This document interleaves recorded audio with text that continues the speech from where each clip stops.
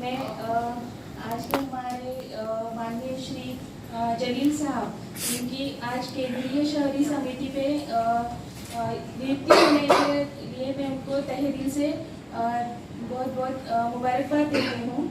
और आप सबको भी गुजारिश करती हूँ कि उनके लिए हम लोग एक बार जोरदार तालियां हो जाए।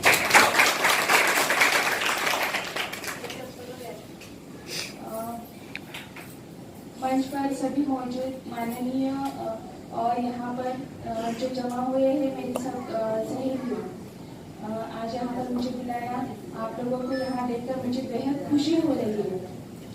माननीय श्री आती है और उन महिलाओं को बचत घर के बारे में बताना है। तो सबसे पहले मैं आपको ये बताना चाहती हूँ, महिला आर्थिक विकास महामंडल ये महाराष्ट्र शासन अधिकृत कार्यक्रम है। महाराष्ट्र गवर्नमेंट के तरफ से जो उपक्रम इसमें हम लोग चलाते हैं, तो उसमें सबसे पहले तो हम महिलाओं को, मतलब आजकल बचत घर तो हर जगह चल रहे हैं, हर कोई संस्था बचत घर बना रही है, पर बचत घर बनाना और बचत घर चलाना इसमें बहुत फर्क है। संस्थाएं क्या करती है, बचत घर बना के छोड़ देती है, बट हमारा मकसद ये है कि महिलाओं को बचत घर के जरिए उनको इकट्ठा करना, उनका संगठन बनाना, उनका हौसला अफजाई करना, और वो लोग जो घर बैठे कुछ काम करना चाहती है या कुछ जानती है, वो काम को आगे कैसे बढ़ाना है, उस काम को आगे कैसे उनको वो क्या पूरा रोशन गेट, बाईजीपुरा, बुटी लाइन जो भी है, आप जिस एरिया में रहते हो उसी एरिया की कम से कम 10 से 20 लेडीज का हम लोग एक ग्रुप बनाते हैं, ताकि वो लोग अगर आवाज देने पे एक दूसरे के साथ आ जाए, वो लोग एक ही एरिया के रहती, इसलिए वो लोग एक दूसरे को पहचानती है ना। आप लोग एक दूसरे को जानते हैं, पहचानते हैं। अगर आप बचत घर बनाओगे, 10 या 15 महिलाओं का एक बचत घर बनाया जाता है, बचत घर के जरिए हर महीने में उनकी एक मीटिंग रखी जाती है, ठीक है। आज जैसे अभी आप लोग मैं देख रही हूँ 1 घंटे से यहाँ पर बैठे हूँ, अगर आपको ऐसे ही अकेले को किसी को बुलाया गया होता तो कुछ ना कुछ यहाँ पर हमें मिलने वाला है, कुछ सीखने वाले हैं हम लोग। तो इसी तरीके से हमारा मकसद ये रहता है कि महिलाओं ने एकत्रित आके, महिलाओं ने इकट्ठा होके अपने जो भी सुख दुख की बातें हैं वो एक दूसरे से शेयर। दूसरी बात, आप लोग जो भी बचत जमा करते हो, 100 रुपए, 50 रुपए, 200 रुपए, जितनी भी हमारी हैसियत रहेगी उस हिसाब से हम लोग बचत घर में वो बचत जमा करते हैं, और हर महीने की आपकी जो बचत जमा होगी उससे हमारी जो भी प्रॉब्लम्स रहेगी, जो भी हमारे आपसे परेशानी रहेगी, वो उससे हम लोग अंतर्गत कर्जा लेकर हम लोग उसको सॉल्व कर सकते हैं। और अगर आप बचत घर बनाएंगे, हर महीने हम लोग बचत घर के जरिए आपकी मीटिंग लेके आपको हर महीने का जो भी आपका लेन देन रहेगा, जो भी आपका ट्रांजेक्शन रहेगा, वो आपको पता चलता है। दूसरी बात, बचत घर सिर्फ बचत ही नहीं, तो बचत घर के जरिए हम लोग आप लोगों को शैक्षणिक आर्थिक स्तर पे हम लोग आपको मालूमात देते हैं। शासकीय, निम शासकीय जो भी योजनाएं रहती है उसकी मालूमात हम लोग देते हैं। हमारा मकसद ये है कि लेडीज ने या मतलब महिलाओं ने खुद को पहचानना। हमारे पास में बहुत सारी ताकत है, लेकिन हम खुद को नहीं पहचानते। हम ये बता सकते हैं कि मेरा बच्चा कितना काबिल है, मेरे शोहर कितने होते कि मैं क्या करती हूँ। सोचा है कभी हमने? हर लेडीज में कुछ ना कुछ हुनर रहता है, लेकिन हम खुद पे इतना गौर नहीं करते हैं, खुद के लिए हम लोग वक्त नहीं निकालते हैं। बचपन से हमने देखा है कि हम लोग जब छोटे रहते हैं, मम्मी हमें बताती है, हमें घर पे बताया जाता है कि ठीक है बेटा, तू लड़की है, तुझे काम करना है, तुझे लोगों के घर पे जाना है, दूसरों के घर पे जाना है, तुझे काम सीखना है। तो हम लोग वही आदत डाल लेते हैं। शादी होती है, शादी के बाद में हमारा सब कुछ, मतलब मम्मी के घर पे से हम लोग जब इधर आते हैं तो ये सोचते हैं कि नहीं, मुझे ये घर संभालना है ताकि हमारे माँ बाप का नाम रोशन कर सके। बिल्कुल सही है या गलत बोल रहे हैं? तो यही तरीके से हम लोग खुद को भूल जाते हैं। हम ईमान एतबार से हम लोग हमारे घर पे जो घर में हम लोग जाते हैं वो घर पे हम लोग पूरी जिम्मेदारियां निभाते हैं, अपने शौहर का, अपने घर वालों का पूरा ख्याल रखते हैं, लेकिन खुद के लिए हम लोग कभी नहीं सोचते। और ऐसे करते करते हम लोग बोलते हैं कि चलो ठीक है, अभी नहीं, मेरे बच्चे बड़े हो जाएंगे, उसके बाद मैं कुछ वक्त निकालूंगी, कुछ मेरा जो भी है बाद में सोचूंगी। अभी हर एक लेडीज में कुछ ना कुछ हुनर रहेगा, किसी को पढ़ाई अच्छी लगती है, किसी को म्यूजिक अच्छे लगते हैं, किसी को कुछ करना अच्छा लगता है। लेकिन हम लोग क्या सोचते हैं कि अभी नहीं, बच्चों की शादी हो जाएगी फिर मेरे पास टाइम रहेगा। बच्चे बड़े हो जाते, शादी होती है, फिर उनके बच्चे बन जाते हैं। तो ऐसा पूरा रोशन गेट, बाईजीपुरा, बुटी लाइन जो भी है, आप जिस एरिया में रहते हो उसी एरिया की कम से कम 10 से 20 लेडीज का हम लोग एक ग्रुप बनाते हैं, ताकि वो लोग अगर आवाज देने पे एक दूसरे के साथ आ जाए, वो लोग एक ही एरिया की रहती, इसलिए वो लोग एक दूसरे को पहचानती है ना। आप लोग एक दूसरे को जानते हैं, पहचानते हैं। अगर आप बचत गट बनाओगे, 10 या 15 महिलाओं का एक बचत गट बनाया जाता है। बचत गट के जरिए हर महीने में उनकी एक मीटिंग रखी जाती है, ठीक है। आज जैसे अभी आप लोग मैं देख रही हूँ 1 घंटे से यहाँ पर बैठे हूँ। अगर आप ऐसे ही अकेले को किसी को बुलाया गया होता तो कुछ ना कुछ यहाँ पर हमें मिलने वाला है, कुछ सीखने वाले हैं हम लोग। तो इसी तरीके से हमारा मकसद ये रहता है कि महिलाओं ने एकत्रित आके, महिलाओं ने इकट्ठा होके अपने जो भी सुख दुख की बातें हैं वो एक दूसरे से शेयर। दूसरी बात, आप लोग जो भी बचत जमा करते हो, 100 रुपए, 50 रुपए, 200 रुपए, जितनी भी हमारी हैसियत रहेगी उस हिसाब से हम लोग बचत गट में वो बचत जमा करते हैं। और हर महीने की आपकी जो बचत जमा होगी उससे हमारी जो भी प्रॉब्लम्स रहेगी, जो भी हमारे आपसे परेशानी रहेगी, वो उससे हम लोग अंतर्गत कर्जा लेकर हम लोग उसको सॉल्व कर सकते हैं। और अगर आप बचत गट बनाएंगे, हर महीने हम लोग बचत गट के जरिए आपकी मीटिंग लेके आपको हर महीने का जो भी आपका लेन देन रहेगा, जो भी आपका ट्रांजेक्शन रहेगा, वो आपको पता चलता है। दूसरी बात, बचत गट सिर्फ बचत ही नहीं, तो बचत गट के जरिए हम लोग आप लोगों को शैक्षणिक आर्थिक स्तर पे हम लोग आपको मालूमात देते हैं। शासकीय, निम शासकीय जो भी योजनाएं रहती है उसकी मालूमात हम लोग देते हैं। हमारा मकसद ये है कि लेडीज में या मतलब महिलाओं ने खुद को पहचानना। हमारे पास में बहुत सारी ताकत है, लेकिन हम खुद को नहीं पहचानते। हम ये बता सकते हैं कि मेरा बच्चा कितना काबिल है, मेरे शोहर कितने, कि मैं क्या करती हूँ। सोचा है कभी हमने? हर लेडीज में कुछ ना कुछ हुनर रहता है, लेकिन हम खुद पे इतना गौर नहीं करते हैं, खुद के लिए हम लोग वक्त नहीं निकालते हैं। बचपन से हमने देखा है कि हम लोग जब छोटे रहते हैं, मम्मी हमें बताती है, हमें घर पे बताया जाता है कि ठीक है बेटा, तू लड़की है, तुझे काम करना है, तुझे लोगों के घर पे जाना है, दूसरों के घर पे जाना है, तुझे काम सीखना है। तो हम लोग वही आदत डाल लेते हैं। शादी होती है, शादी के बाद में हमारा सब कुछ मतलब मम्मी के घर पे से हम लोग जब इधर आते हैं तो ये सोचते हैं कि नहीं, मुझे ये घर संभालना है ताकि हमारे माँ बाप का नाम रोशन कर सके। बिल्कुल सही है या गलत बोल रहे हैं? तो यही तरीके से हम लोग खुद को भूल जाते हैं। हम ईमान एक बार से हम लोग हमारे घर पे जो घर में हम लोग जाते हैं वो घर पे हम लोग पूरी जिम्मेदारियां निभाते हैं, अपने शौहर का, अपने घर वालों का पूरा ख्याल रखते हैं, लेकिन खुद के लिए हम लोग कभी नहीं सोचते। और ऐसे करते करते हम लोग बोलते हैं कि चलो ठीक है, अभी नहीं, मेरे बच्चे बड़े हो जाएंगे, उसके बाद मैं कुछ वक्त निकालूंगी, कुछ मेरा जो भी है बाद में सोचूंगी। अभी हर एक लेडीज में कुछ ना कुछ हुनर रहेगा। किसी को पढ़ाई अच्छी लगती है, किसी को म्यूजिक अच्छे लगते हैं, किसी को कुछ करना अच्छा लगता है। लेकिन हम लोग क्या सोचते हैं कि अभी नहीं, बच्चों की शादी हो जाएगी फिर मेरे पास टाइम रहेगा। बच्चे बड़े हो जाते, शादी होती है, फिर उनके बच्चे बन जाते हैं। तो ऐसा होना चाहिए। आप कैसा बनेंगे? आप सिर्फ घर में बैठकर एक मोटिवेशनल वीडियो देखकर नहीं बन सकते जब तक कि आप अपने आप को उस काबिल न बनाएं, और वो काबिलियत के लिए आपको कोई नहीं रोक सकता। अगर आप चाहते हैं तो आप बिल्कुल बन सकते हैं। कमिंग टुवर्ड्स माय बिजनेस, हमारा प्लेसमेंट कंसल्टेंसी है जहाँ पे हम तकरीबन 8 साल से प्लेसमेंट्स कर रहे हैं। हम औरंगाबाद में तकरीबन 2 साल से ही कर रहे हैं। लेकिन जहाँ पे देखा जाता है कि अगर कंपनीज में एक पोजीशन पे कोई लड़का काम करता है और उसी पोजीशन पे कोई लड़की काम करती है, तो लड़की हमेशा बेहतर काम करती है। एम्प्लॉयर्स की रिक्वायरमेंट रहती है कि हमको अकाउंटेंट लड़की चाहिए, हमको रिसेप्शन पे लड़की चाहिए, हमको मार्केटिंग बैक एंड वाली पे लड़की चाहिए। क्यों?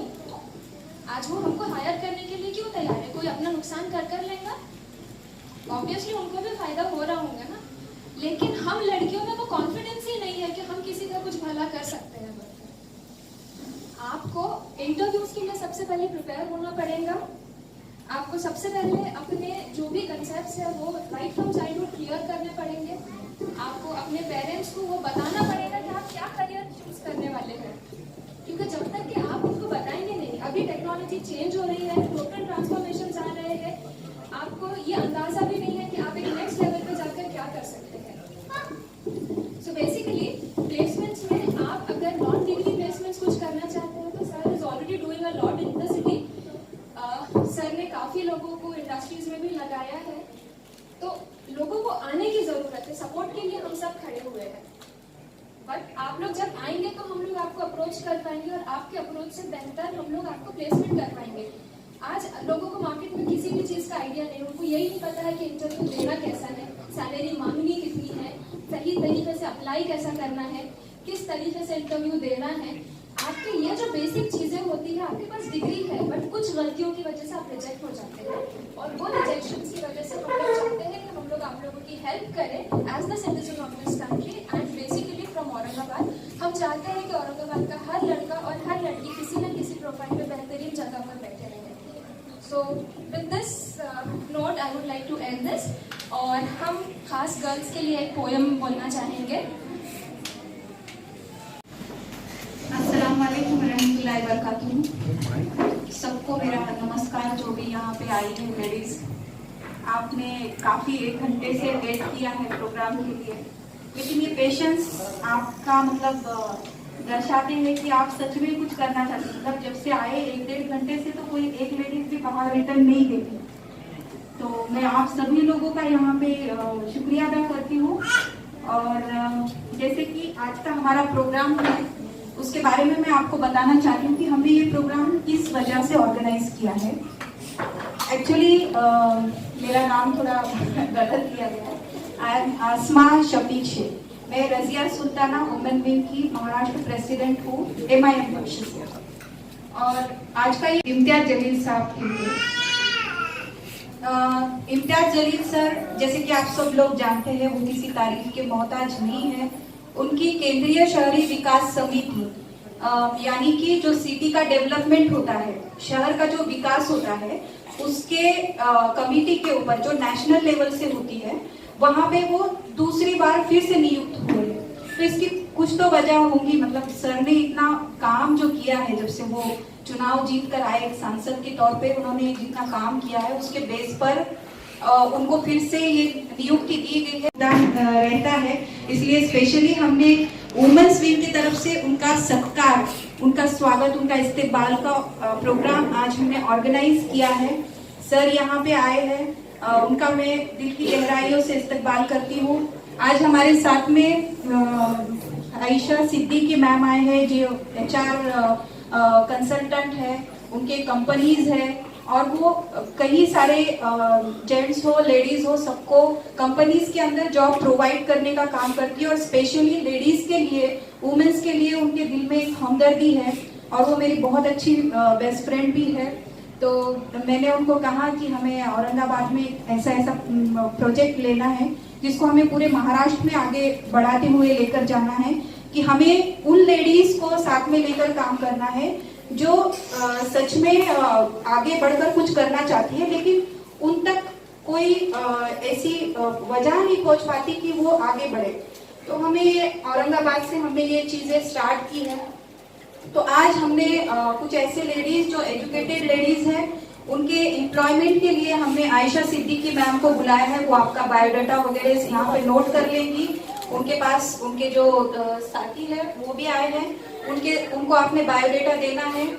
और हमारे शारदा मैम जो है, ये महिला आर्थिक विकास महामंडल यानी कि बीबी फातिमा, उसके अंतर्गत बीबी फातिमा बोलकर एक कमिटी है, उसके वो व्यवस्थापक है, मतलब उसके वो हेड है, यानी वो उसके अंतर्गत बचत गट चलाती है। जैसे कि हमने एजुकेटेड लेडीज के बारे में सोचा था, अनएजुकेटेड लेडीज के बारे में भी, और जो एजुकेटेड है लेकिन घर से बाहर जाकर काम नहीं कर सकती है, उनके लिए बचत गट के थ्रू हम स्मॉल स्केल बिजनेस को स्टार्टअप करके दे सकते हैं क्या, उसके बारे में भी हमने विचार किया है। जो एक तौर पर एक महिला उद्योग विकास और उसके बाद में रोजगार मेड़ावा के तौर पर हम इसे बोलेंगे, मतलब इसके लिए हम आज यहाँ पे आए हैं।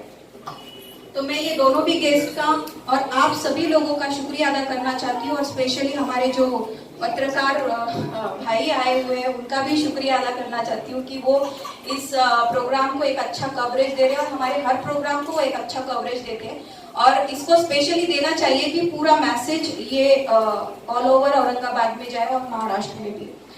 और मैं सबसे पहले तो यहाँ पे एक बात कहना चाहती हूँ कि मैं जैसे रजिया सुल्ताना वुमेन विंग की प्रेसिडेंट बनी थी, उसी वक्त मैंने अपने फर्स्ट स्पीच में सर से एक वादा किया था कि मैं अपने प्रोग्राम में उन लेडीज को बिल्कुल भी नहीं लाऊंगी जो किराए के लेडीज लाई जाती है जनरली पॉलिटिकल पार्टी के प्रोग्राम में, कि उनको 400-500 रुपए लेकर आना है और बस प्रोग्राम के होने तक वो बहुत बड़ी भीड़ दिख जाती है और फिर बाद में उनका कुछ ना उनके लिए कुछ पॉलिटिशियंस करते हैं और वो भी मतलब उतने तक ही महदूद रहती है।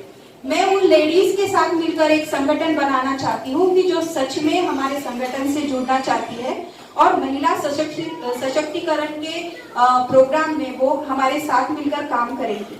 तो मुझे आप सभी लोगों पे फक्र है कि आपने मेरे एक आवाज पर यहाँ पर आए हैं। यहाँ पे बचत गट के जो हमारे शारदा मैडम आए हैं, वो भी आपके बचत गट आपको कैसे फॉर्म करना है उसकी पूरी मालूमात, एक्चुअली उनकी मराठी लैंग्वेज पे कमांड होने की वजह से हिंदी में थोड़ी उनको दिक्कत आ रही थी, लेकिन आपको बचत गट के कैसे खोलना है, आपको कैसे बिजनेस स्टार्ट करना है, उसकी ट्रेनिंग कैसे देना है, ये पूरा वो आपको आपका जब बायोडाटा लेंगी, जो आपने डॉक्यूमेंट्स लाए उसके हिसाब से आपको प्रॉपर ट्रेन करेंगे। और मैडम का भी वैसे हुआ कि उनको इंग्लिश लैंग्वेज उनकी उस पर कमांड है, इस वजह से थोड़ा हिंदी बोलने में थोड़ा मिसअंडरस्टैंडिंग हुआ, इसलिए मैंने आपको पूरे डिटेल में बताया। एक्चुअली आजकल हम देख रहे हैं कि समाज के अंदर महिलाओं को धर्म में बांटा जा रहा है।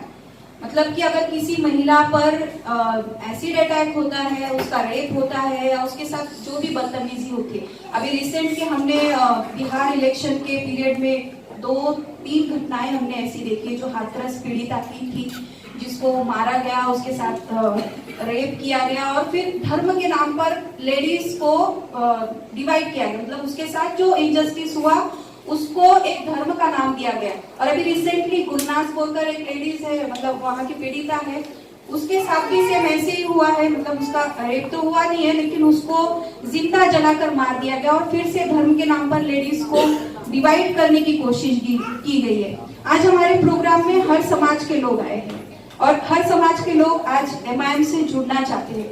इसकी सिर्फ एक ही वजह है कि MIM पक्ष की ओर से सिर्फ विकास के ऊपर काम किया जाता है, ना कि यहाँ पे कोई धर्म की राजनीति की जाती है। इसी की वजह आज है कि हर समाज के लोग, चाहे वो मराठा समाज के हो, बंजारी समाज के हो, दलित समाज के हो, मुस्लिम तो पहले से ही MIM के साथ है, मतलब हर समाज के लोग और हर समाज की लेडीज आज हमसे जुड़ रही है, बहुत बड़ी बात है। तो मैं सबसे पहले ये कहना चाहती हूँ कि अगर किसी महिला पर अत्याचार होता है तो वो अत्याचार उसके ऊपर इस वजह से नहीं होता कि वो किसी धर्म की है। जो अत्याचार उस पर होता है वो एक महिला है, इसलिए उसको किस तरह से नीचा दिखाया जाए, उसको उसकी इज्जत को किस तरह से तार-तार किया जाए, इस वजह से उसके ऊपर अत्याचार होता है। इसलिए आज हमारे समाज में जरूरत है कि हम महिलाओं को, सभी समाज के महिलाओं को, हमने जेंडर इक्वालिटी को लेकर आगे बढ़ना है। मतलब हम सब महिलाएं एक है, चाहे वो किसी भी समाज की हो। हम महिलाओं का संगठन एक अलग है। हमारी लड़ाई ये धर्म के साथ नहीं है, हमारी लड़ाई है कि हमें अपना इक्वल स्टेटस सोसाइटी में चाहिए। इस वजह से हमें सबको एक प्लेटफॉर्म पर आना है। आज हमारे संविधान में महिलाओं को समान अधिकार तो दिए गए हैं, लेकिन वो सिर्फ किताबों में लिखे हुए हैं, उससे आगे जाकर वो हमें समान अधिकार नहीं मिलते। आज कोई भी महिला अगर बड़े पोस्ट पे है, मेरे हिसाब से महिला सशक्तिकरण का मतलब क्या होता है कि अगर कोई महिला जॉब करती है तो क्या वो सशक्त हो गई? होती है, लेकिन वो नहीं होती जब तक वो अपने घर के पैसे किस तरह से, जो वो पैसे कमाती है, वो कैसे खर्च करेंगी, इसका अधिकार जब तक उसको नहीं आता है, तब तक वो महिला मेरे हिसाब से तो सशक्त नहीं हुए, एम्पावरमेंट नहीं हुआ है उसका। और जो महिलाएं घर में कौटुंबिक हिंसाचार से पीड़ित है, वो महिलाएं भी आज हमारे साथ आई है। उन महिलाओं के लिए हमने स्पेशली पहले काम किया था, उनके जॉब के लिए, और उनके उद्योग व्यवसाय के लिए जनरली क्या होता है कि महिलाएं एक तो एजुकेटेड होती है, और एजुकेटेड होती है तो फिर भी उनको बाहर का नॉलेज नहीं होता है। इस वजह से उनको अच्छे जॉब्स मिल नहीं पाते हैं, उनके पास डॉक्यूमेंट्स नहीं होते हैं। इस मैं आशा करता हूँ कि कीर्ति मैम ऑल इंडिया मजलिस इत्तेहादुल मुस्लिमीन के लिए अपना वक्त देगी। किया गया है जो अकोला से बिलोंग करती है, यवतमाल से, माफी चाहूंगा।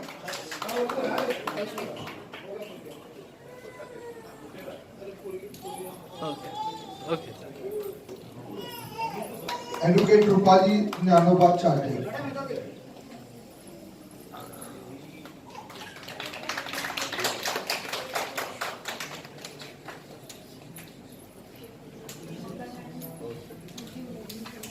चंद्रका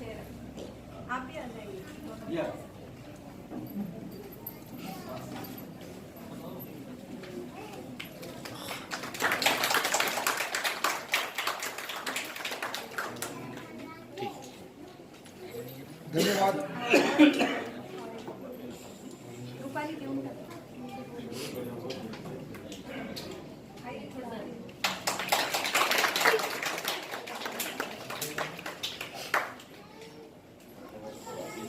बहुत बहुत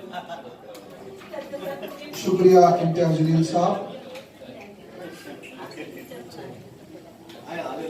मैं फिर से इम्तियाज जलील साहब को याद किया और कहा कि आप सहाबत छोड़िए और हमें संभाल लीजिए। इस बात पर इम्तियाज जलील साहब पुणे से औरंगाबाद आए और औरंगाबाद में आकर उन्होंने इलेक्शन लड़ा और इलेक्शन लड़कर वो यहाँ पे विधायक चुने गए।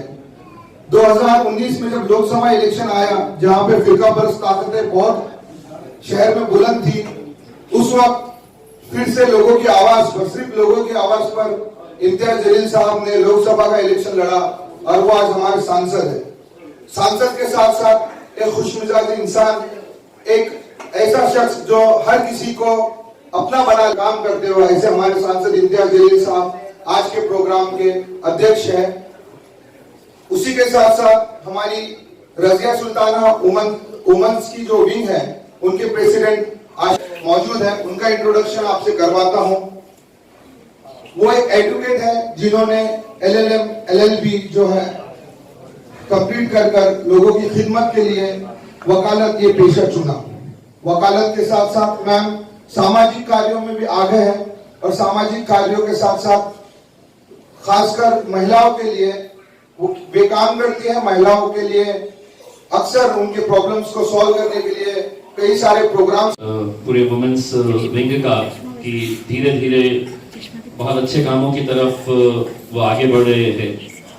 यहाँ पर आज शारदा मैडम की तरफ से जो जानकारी दी गई है, गट क्या होता है और बचत गट क्या होता है, इसमें बहुत सारी जानकारियां मुझे भी पहली बार पता चला है।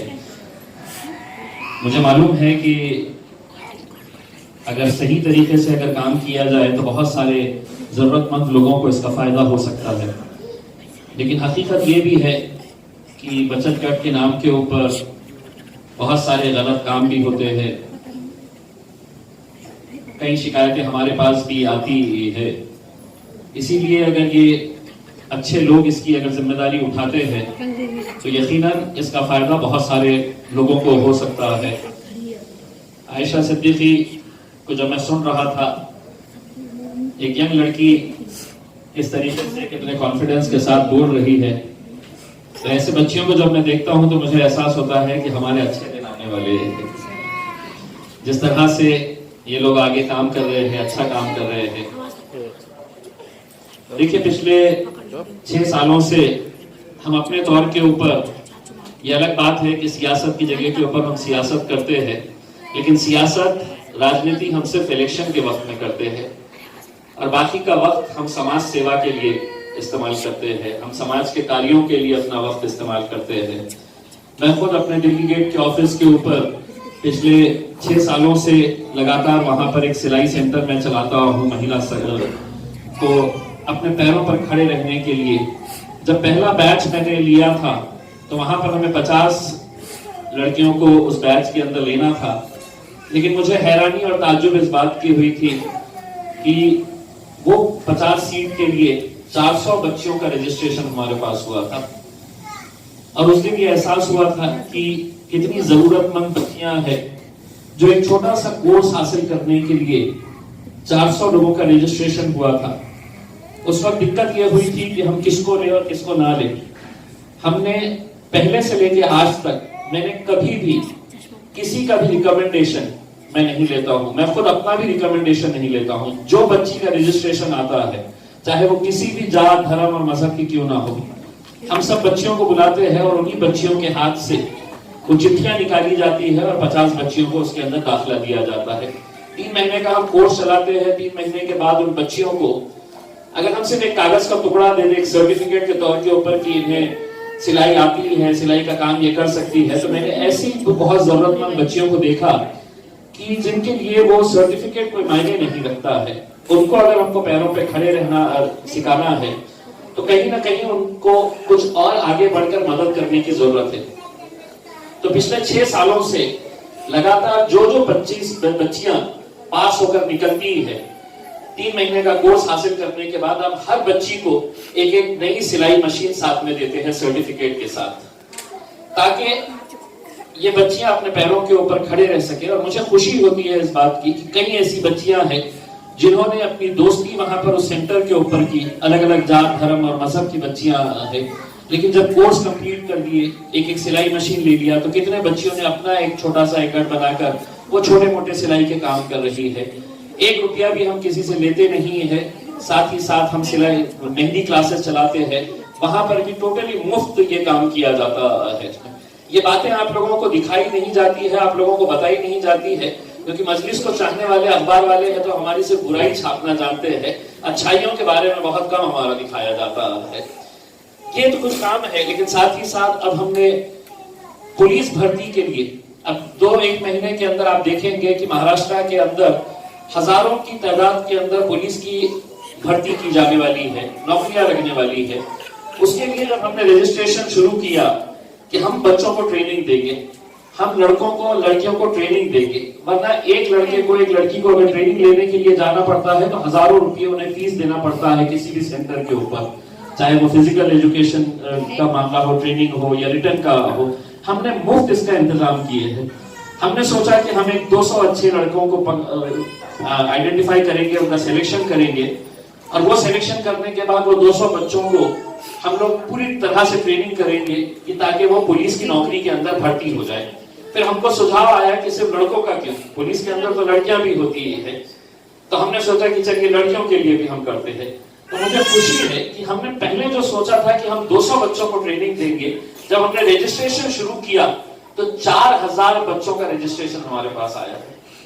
अब आप सोचिएगा, उन 4000 के अंदर 250 के करीब हमारी बच्चियां हैं, हमारी लड़कियां हैं, हमारी बहनें हैं जिन्होंने रजिस्ट्रेशन किया है कि पुलिस के अंदर हमको भी भर्ती होना है। अब उसका कल एग्जाम हम लिया जाएगा, written test Maulana Azad school के अंदर कल सुबह 11 बजे से बिल्कुल प्रोफेशनल लेवल के ऊपर उस एग्जाम के अंदर जो पास होंगे उनको ट्रेनिंग दी जाएगी, और उस ट्रेनिंग के बाद हमको यकीन है कि बहुत सारे लोगों को रोजगार का जरिया बनेगा। आयशा ने जैसा बताया है कि हम लोग अपने सेंटर के ऊपर भी बहुत सारे लोगों को नौकरियों का जरिया हम बनाते हैं। वहां पर बहुत सारे कंपनीज के HR के लोगों को बुलाते हैं, और वहां पर जो जरूरतमंद बच्चे होते हैं, लड़कियां होती है, उनको नौकरियां डायरेक्ट किस तरह से दी जाए। वरना आज सबसे बड़ी दिक्कत जो है, पढ़े लिखे बच्चों को नौकरियों के लिए दूसरे शहर जाना पड़ता है। कोई माँ बाप नहीं चाहता है कि अपने बच्चों को रोजी रोटी के लिए औरंगाबाद शहर छोड़कर कहीं बाहर दूसरे शहरों में जाने के लिए। तो हमारी कोशिश ये रहती है कि हम ज्यादा से ज्यादा बच्चों को किस तरह से यहाँ पर ही नौकरियां फराहम करें, और हमें खुशी है कि बहुत सारे बच्चे इसके अंदर, लड़के और लड़कियों ने इसमें नौकरी हासिल की है और वो अच्छा काम कर रहे हैं। हमारी तरफ से मेरी एक कोशिश ये है, अगर आप लोगों की दुआएं, आप लोगों का आशीर्वाद, आप लोगों का साथ रहा, तो जो मैं दुआ बैंक का सेंटर एक जगह के ऊपर चला रहा हूँ, मेरी ख्वाहिश है कि आने वाले 3 सालों के अंदर औरंगाबाद के और 3 जगह के ऊपर भी हम वैसे सेंटर बनाए जाए, और सिर्फ 50 बच्चियां नहीं, कम से कम हम एक बैच के अंदर 200 बच्चियों को ले सके, ताकि वो अपने पैरों के ऊपर खड़े हो सके। पिछले 6-7 महीने से कोरोना की वजह से ये सेंटर बंद है। हमारी कोशिश चल रही है कि 1 जनवरी से हम दोबारा इसको शुरू करें और आने वाले साल के अंदर एक और सेंटर बनाए, ताकि मेरे जो बचे हुए 3 साल हैं उन 3 सालों के अंदर अगर एक साल का भी अगर हिसाब लगाए तो हम 3 सालों के अंदर और 3 सेंटर्स यहाँ पर बनाना चाह रहे हैं। और कोई गवर्नमेंट की हम स्कीम नहीं लेते हैं, जो हमको चाहते हैं, जो हमको मदद करना चाहते हैं, हम उनसे यही कहते हैं कि भाई एक तो मुसलमानों के अंदर ये है कि ज़कात का कंसेप्ट होता है कि हम ज़कात का पैसा निकालते हैं, तो हम लोगों से ये कहते हैं कि अगर ये काम के लिए अगर इस्तेमाल करते हैं कि जहाँ पर एक घर के अंदर रोजी रोटी का जरिया बन रहा है, आपकी एक मशीन के जरिए उस बच्ची को अगर सिखा रहे हैं तो वो जिंदगी भर उसके ऊपर कमाई करती है और जिंदगी भर उसका फायदा होता है। तो हमारी कोशिशें चल रही है। मैं शारदा मैडम ने जितनी भी जानकारियां दी है आपको, मैं चाहूंगा कि उसका भरपूर फायदा उठाए। एडवोकेट अस्मा शेख मैडम अलग अलग इलाकों के अंदर अभी जा रही है, लोगों से मिल रही है, उनकी तकलीफें जानने की कोशिश कर रही है, तो यकीनन इसका कहीं ना कहीं फायदा होगा। अब सिर्फ ये है कि लोगों की उम्मीदें बहुत ज्यादा हो जाती हैं। लोग ये समझते हैं कि हमको यहाँ पर बुलाया तो अब परसों के दिन तो चेक मिल जाएगा, हमारे हाथ में पैसे आ जाएंगे हमारे हाथ में, तो ऐसा नहीं है। सबको मेहनत करना पड़ेगा, सबको, हमारी सिर्फ एक कोशिश है। उस कोशिश के अंदर अगर हम सब साथ में मिलकर आते हैं तो यकीनन इसका भरपूर फायदा मिल सकता है। मैं औरंगाबाद के ताल्लुक से मेरे बारे में जो बताया गया है कि पिछले 5-6 साल के अंदर हम जो काम कर रहे हैं और जिस कमेटी के अंदर मुझे नियुक्त किया गया है, वो कमेटी सेंट्रल गवर्नमेंट की, केंद्र सरकार की कमेटी होती है, जहां पर बड़े सीनियर एमपीज को वहां पर मौका मिलता है कि इस अर्बन डेवलपमेंट नागरिक विकास कमेटी के ऊपर लिया जाता है। मेरी ये खुशनसीबी है और आप लोगों का मैं धन्यवाद देना चाहूंगा कि मुझे आप लोगों ने इस मुकाम के ऊपर, इस जगह के ऊपर पहुंचाया है कि मैं आज औरंगाबाद का नेतृत्व लोकसभा के अंदर कर रहा हूं। तो ये दूसरा साल है जहां पर मुझे ये कमेटी दी गई है और इस कमेटी के अंदर मैंने एक लक्ष्य रखा है कि मेरे बचे हुए 3 सालों के अंदर औरंगाबाद शहर की जो सबसे बड़ी समस्या है, पानी की समस्या, वो इंशाअल्लाह बहुत जल्द हम खत्म करेंगे इस कमेटी के अंदर जाने के बाद। क्योंकि मुझे मालूम है कि सबसे ज्यादा पानी की दिक्कत जो है वो औरंगाबाद शहर के अंदर हमारी माओ और बहनों को किस तरह से पानी की समस्याओं से जूझना पड़ता है। हमारे औरंगाबाद शहर के सड़कों के ताल्लुक से जो है वो मेरे हिसाब से हम दिसंबर महीने के अंदर, जैसे ही आचार संहिता खत्म होती है, अब दिक्कत ये होती है कि जब आचार संहिता लगती है, मेहनत कोई करता है लेकिन उसका फल कोई और लेके जाता है। तो अब शिवसेना वालों के मुख्यमंत्री आएंगे यहाँ पर, रिबीने काटेंगे और कहेंगे हमने करे है करके। तो हमने कहा है कि जिसको सहरा मानने का है बांध दीजिएगा, लेकिन हमारे शहर की सड़कें आप अच्छी कर दीजिएगा करके। तो इंशाल्लाह शहर की सड़कों का काम भी अगले 1 महीने के अंदर शुरू होगा। तकरीबन 100 करोड़ रुपए के कामों की शुरुआत होने वाली है। जिन इलाकों के अंदर गुंठेवारी है कि जहां पर है तो लोग काम नहीं कर सकते हैं और ऐसे बहुत सारी बस्तियां हैं, वो उस ताल्लुक से भी मैंने मुख्यमंत्री साहब को निवेदन किया हूं कि गुंठेवारी का काम अगर हल होता है तो महानगर पालिका ऐसे इलाकों के अंदर जो काम करती है लेकिन गुंठेवारी नहीं होने की वजह से वहां पर वो अपना पैसा नहीं लगा सकती है, तो हमारी उम्मीद है कि अगले महीने मुख्यमंत्री साहब इसकी भी घोषणा करेंगे कि गुंठेवारी जहां जहां जिन इलाकों के अंदर करना है वो गुंठेवारी का काम हो सके। मैं अस्मा शेख मैडम से ये कहूंगा कि आप अगर लोगों के बीच में अगर जा रही हैं, लोगों की दिक्कतें हैं, आप जब समझती है, लोगों से बात करती है, तो यकीनन उसके बारे में हमें भी पूरी तरह से आप रिपोर्ट बना के दीजिएगा। हमारी तरफ से जितनी कोशिश हो सकती है हम यकीनन आपकी जितनी भी तकलीफें हैं उसको दूर करने की पूरी ईमानदारी के साथ हम कोशिश करेंगे। देखिए, मैं बहुत कुछ बड़े बड़े दावे कर नहीं सकता हूँ, लेकिन ये है कि हम कितना भी पैसा लेकर आए केंद्र सरकार से, हम कितना भी कई 100 करोड़ रुपया भी अगर हम लेकर आए, लेकिन वो काम करने वाली जो एजेंसी होती है वो महानगर पालिका होती है। और महानगर पालिका ने पिछले 30 सालों के अंदर एक ऐसा कारोबार करके रखा हुआ है कि अगर किसी को सड़क बनाना होता है तो गुत्तेदार को, वहां के नेताओं को पैसा देना पड़ता है, वहां के अधिकारियों को पैसा देना पड़ता है। पानी की स्कीम अगर लेके आने का है तो उसके अंदर कैसा भ्रष्टाचार किया जाए, ये सब की वजह से आज औरंगाबाद इतने पीछे रह गया है। तो हमारी आप लोगों से अपील है, इतने साल आप लोगों ने सबको साथ दिया है, एक बार मजलिस का भी साथ देकर देखिएगा। अगर औरंगाबाद शहर का सही मानों में अगर विकास आप देखना चाहते हैं, करना चाहते हैं, क्योंकि हम लोग इलेक्शन के वक्त जात धर्म और मजहब के नाम के ऊपर चले जाते हैं कि नमाजी जातीचा कौन सा है, मेरे मजहब का कैंडिडेट कौन है। तो ऐसे चोर लुच्चे लफंगों को अगर आप चुनकर भेजेंगे वहां पर, तो उसका काम यही रहेगा कि किस तरह से मैं पैसा बनाऊं और पैसा खाते रहूं करके उसमें। अगर हमारे को इस शहर को आगे ले जाना है और अपने बच्चों के मुस्तकबिल को आगे लेके जाना है कि जहां पर हम अपने बच्चों के लिए अच्छे स्कूल्स यहाँ पर खोल सके, अच्छे हॉस्पिटल्स यहाँ पर हम लेकर आ सके, तो ये उसी वक्त मुमकिन होगा जब आप अच्छे लोगों को वहां पर भेजेंगे। अगर आप इसी तरह से अगर इलेक्शन के वक्त में फिर वही बातें आएगी कि इलेक्शन आते ही जात धर्म के नाम के ऊपर लोगों को बांटने का काम करो, फिर हिंदू मुसलमान कर डालो, कैसा न कैसा आपस में है तो भेदभाव करना शुरू कर डालो, यही चीजें अगर रहेंगी तो हम बहुत पीछे चले जाएंगे। अब वक्त आया है हम सब साथ में मिलकर इस शहर को खूबसूरत बनाए, आगे बनाए, और साथ ही साथ जब शहर बढ़ेगा तो आप लोग भी बढ़ेंगे। और इन छोटे छोटे बच्चे जो आप लोगों के साथ आए हैं उनके मुस्तकबिल के बारे में भी हम लोगों को सोचना पड़ेगा। आज स्कूल के अंदर एडमिशन लेने का है तो कितना पैसा लगता है, एडमिशन आज स्कूल बंद होने के बावजूद भी स्कूल वाले कहते हैं कि हमको फीस दे दो। ये सब ऐसे मुद्दे हैं जो हर इंसान की जिंदगी से ताल्लुक रखते हैं, उनको दूर करने के लिए हम सबको एक साथ मिलकर आने की जरूरत है। हम हमारी तरफ से पूरी कोशिशें हमारी जारी रखेंगे। रजिया सुल्तान की पूरी टीम को मैं मुबारकबाद देता हूँ क्योंकि वो लोग अपने अलग अलग इलाकों के अंदर जा रहे हैं, लेकिन मैं अस्मा शेख मैडम से यही गुजारिश करूंगा कि और ज्यादा अपने सफर बनाएंगे। आप महाराष्ट्र की अध्यक्षा है, एक अच्छी टीम तैयार करिए पूरे महाराष्ट्र के अंदर, और जो काम की शुरुआत हम यहाँ से कर रहे हैं वो शहर दूसरे महाराष्ट्र के शहरों के अंदर भी तो होनी चाहिए। और यही काम है जो आखिर में लोगों को आपसे जोड़ता है। आपका देखने का नजरिया उसी वक्त बदलेगा जब लोग देखेंगे कि आप काम कर रहे हैं। हम अगर काम कर रहे हैं तो आप हमारे साथ जुड़ेंगे, अगर हम काम नहीं कर रहे हैं तो आप हमको एक बार मौका दिए हैं कि ठीक है आप खासदार हमने आपको बना दिए हैं, हमारी गलती थी, एक मर्तबा बना दिए हैं, लेकिन अगर हम काम करेंगे तो यकीनन आप सोचेंगे कि नहीं मेरा वोट जो है वो बेकार नहीं गया है। तो हम आपके वोटों के कर्जदार हैं।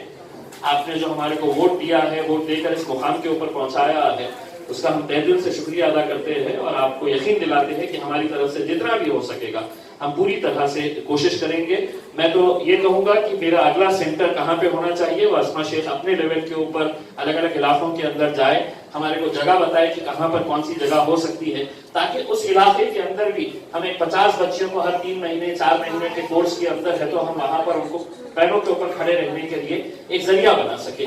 तो आप लोग भी साथ दीजिएगा, आपके राय मशवरे, आप लोगों की जो भी मुद्दे हैं आप खुले तौर के ऊपर आइएगा। मेरे दूसरे समाज की जितनी भी माएँ और बहनें यहाँ पर मौजूद है, पहले ऐसा होता है कि लोग समझते थे कि एमआईएम पार्टी मतलब हमारे पास काम होगा या नहीं होगा करके, हम इनके पास जाना या नहीं जाना है करके। कब तक हम जात धर्म और मजहब के नाम के ऊपर, इलेक्शन के वक्त में है तो आपकी जात निकाली जाती है, समझ में आता है, लेकिन 5 साल जब तक मैं खासदार हूँ, मैं सभी का खासदार हूँ, औरंगाबाद जिले का खासदार हूँ, सिर्फ मुसलमानों का खासदार नहीं हूँ। ये बात अच्छी तरह से हम सबने समझना चाहिए। मुझे उम्मीद है आप लोगों की दुआएं, आप लोगों का साथ रहा, इंशाल्लाह हम लोग सब लोग बहुत आगे बढ़ेंगे। बहुत बहुत शुक्रिया, थैंक यू।